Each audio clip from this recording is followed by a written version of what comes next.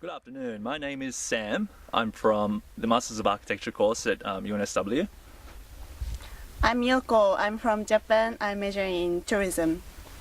I'm Rachel. I'm doing a Bachelor of Arts and Fine Arts. My majors are printmaking, sociology and anthropology.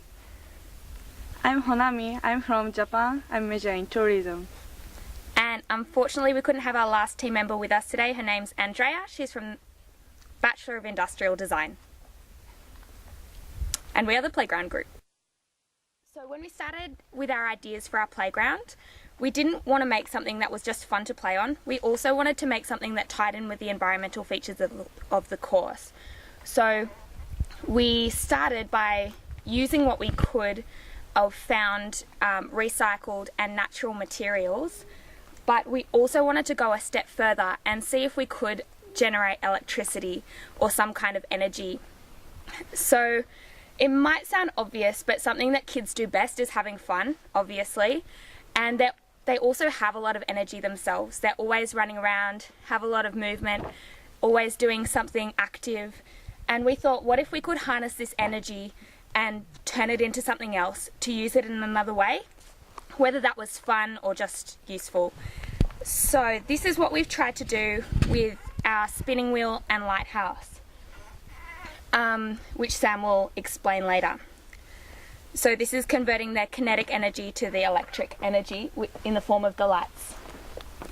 The lighthouse is one of our focal point of the playground, and we thought the idea of creating a lighthouse in the desert brings up some interesting ideas.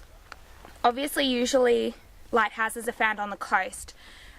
They warn of the dangerous rocky area around the coast, but they're also a navigational tool. So by putting our lighthouse in the desert, we're actually next to a dried up creek bed down here. So it's almost signalling the lack of water, but it's also a place of refuge and a place of fun for the kids, to draw the kids to. Also, if anyone goes on nighttime walks or anything, they can be drawn back to this safe place, which is quite close to the homestead back at Fowler's Gap. And there's nothing better that I like doing when I was camping than playing an awesome game of Spotlight in the bush. So that's also another idea. Different parts of the lighthouse light up different parts of the playground as well. The other elements of our playground were mainly meant for fun, but we've used probably 90% of our materials found on this site and back at Fowler's Gap. They're mostly found recycled natural materials. Another inspiration we took from junkyards and bomb sites post-World War II, where a lot of kids were supervised playing in these junkyards. This was like the beginning of adventure playgrounds. So they basically found whatever scraps they could and used their imagination to turn it into something different, which is what we've done here. Also, playing with the children in Murruwinji was a big inspiration for us, as we saw what kind of things they like to engage themselves in. They didn't just show us their play equipment, they showed us a mountain of sand that they played in and made rocks with, and swinging from branches, playing in the riverbed, and basically just using the materials that they had to play with and make into something different. Now Sam is going to explain each element of the playground. Okay, so to start off with our energy generating device, we're turning kinetic energy basically into electrical energy. So here we have repurposed materials. This is, our stand is a bar stool, our wheel is a bicycle wheel, and our generator is an inverted washing machine motor. So you can either spin it around, run around, you can sit on it as a spinny chair and go, and we generate electricity, which is then used to charge a battery during the daytime, because obviously we don't need to directly power the lights during the day. So with the path, we're going to go up to our lighthouse / climbing tower. Again, found logs in the riverbed. We've got our cable, which has been here for a while, rope, which we repurposed from the tool shed or found in the rubbish dump. We've got our little viewing platform up here. So, hello seesaw, hello artwork, hello spinning wheel, and there's Rachel over there on the getting ready on the flying fox.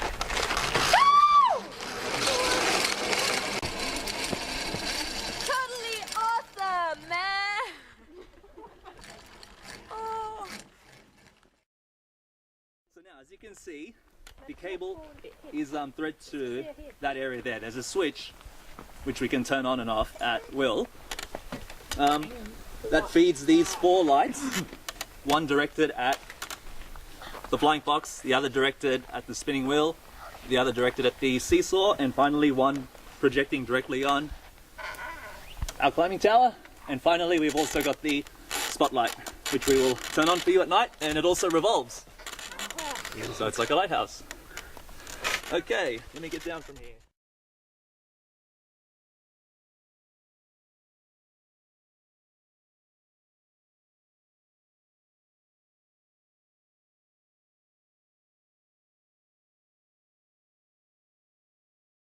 Okay. So this is our seesaw. This is basically, I think it's about 120 kilogram log, which we notched at the bottom, and we sit it on a 2 planks of wood, which are buried about 6 centimeters into the solid shale. So that provides enough enough bracing for it. And then the planks of timber themselves have bracing for lateral motion. As you can see, the kids love it.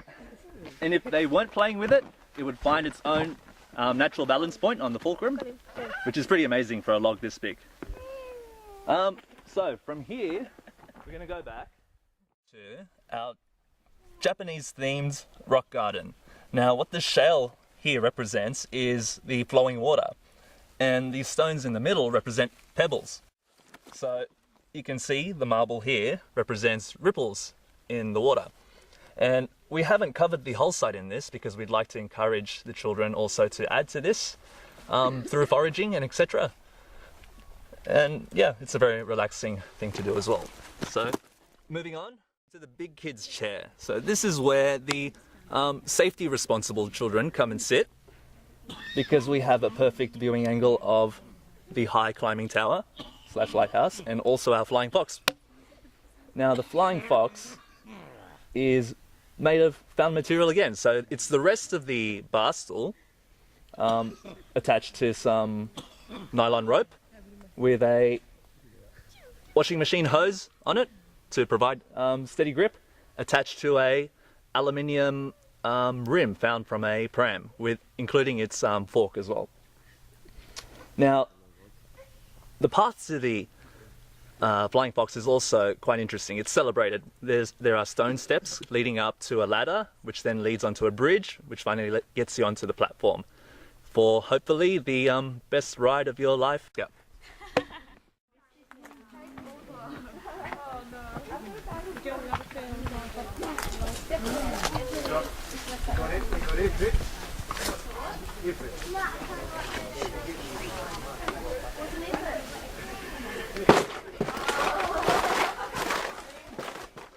Okay, so our platform here is actually a composite platform. It's made from a relatively flimsy mattress base and a relatively flimsy door, but put together they act as a composite, which creates a somewhat steady platform. Now we've decided to connect the platform only to the one dead log with a few screws to hold it solidly. Every other corner is connected via rope so as not to damage the tree and to be completely removable. And it is perfectly positioned underneath the top of the flying fox rope, ready for a running jump or a stationary jump, depending on the braveness of our participant. In this case, it is Honami. Go for it. Ready? Yeah. When you're ready. 3, 2, 1.